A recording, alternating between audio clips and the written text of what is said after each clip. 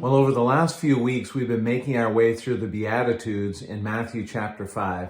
And today we find ourselves in Matthew 5:10 and the eighth and final Beatitude. Jesus tells his disciples and the others gathered there at the Sermon on the Mount for his very first sermon, "Blessed are those who are persecuted for righteousness' sake, for theirs is the kingdom of heaven."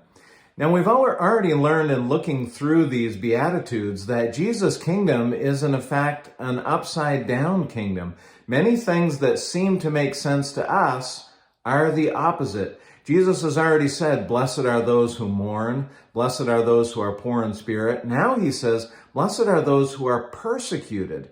I mean, how in the world does persecution bring blessing? How are we blessed or happy because of our persecution?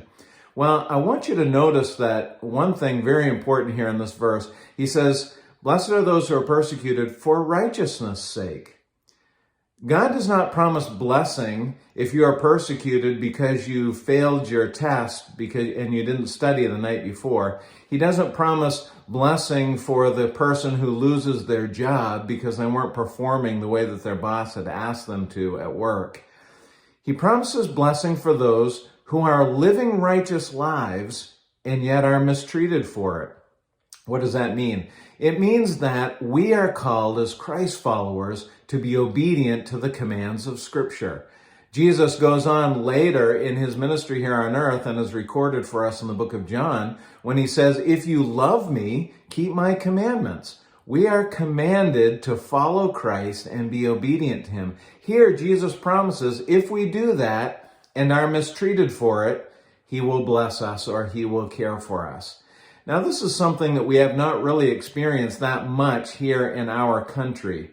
We've had tremendous freedoms and we have been able to express ourselves and be obedient to Scripture and share the gospel and worship freely without really too much backlash. Maybe a little bit of pushback from folks.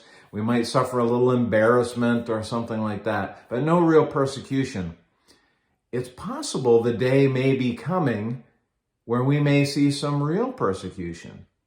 And Jesus here is reminding us that he cares for those who live righteously even in very difficult times.